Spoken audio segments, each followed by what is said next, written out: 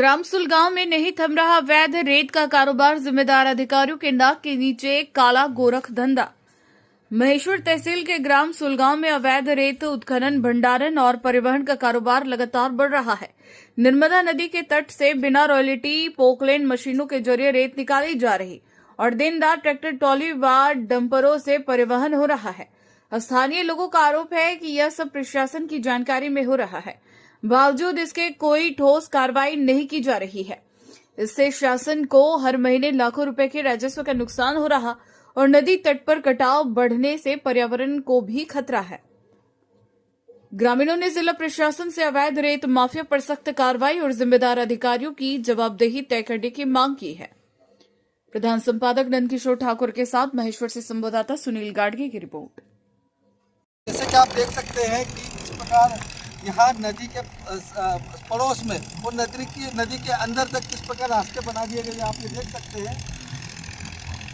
यहाँ पर बड़ी मात्रा में नदी के बीच में रास्ते बना दिए गए हैं, यहाँ पर भी देख सकते हैं आप। और मेरे पीछे भी आप देखोगे तो यहाँ पर बालू रेत की धुलाई चल रही है, वो भी बेखौफ चल रही है और प्रशासन यहाँ पर आकर झांक कर भी नहीं देख रहा है। आप देख सकते हैं मेरे पीछे। आइए।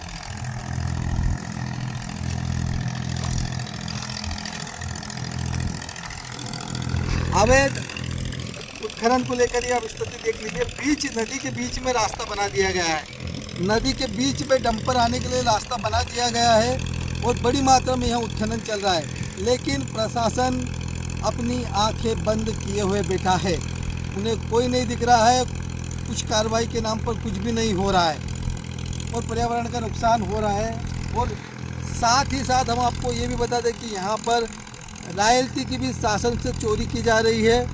टोकन सिस्टम से यहाँ पर डंपर और ट्रैक्टर चलाए जा रहे हैं, शासन को भी नुकसान हो रहा है और दूसरा पर्यावरण को भी नुकसान हो रहा है और पूरी तरह से इनलीगल तरीके से ये रेत निकाली जा रही है। देख सकते हैं आप ये।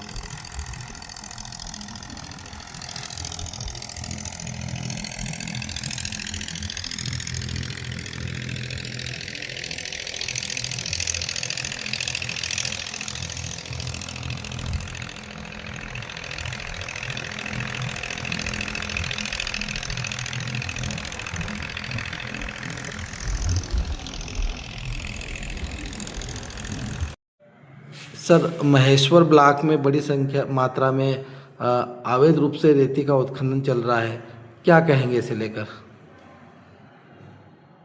रेती के अवैध उत्खनन के संबंध में समय समय पर समाचार पत्रों में समाचार छपते हैं और सोशल मीडिया के माध्यम से भी आते हैं। तो इस संबंध में मेरा थोड़ा एक विचारधारा ऐसी है कि माँ नर्मदा का विहंगम जो दृश्य है उसमें बहुतायत मात्रा में रेती आती है। रेती का उत्खनन होना चाहिए, नर्मदा जी का दोहन होना चाहिए, लेकिन अवैध रूप से नहीं होना चाहिए। जो अवैध अगर होता है तो उस पर अंकुश होना चाहिए, क्योंकि इससे शासन को हानि है। दूसरी एक चीज़ ये हो रही है कि नर्मदा के किनारे दोनों साइड पे, जिसको हम निमाड़ी भाषा में बोलेंगे, खोदू भरू रेत निकालते हैं। तो मैं देखता हूँ, मैं तो प्रतिदिन सरधारा जाता हूँ, तो बड़े गणपति सरधारा के बीच में बड़ी बड़ी खाई और बड़े बड़े गड्ढे हो गए हैं।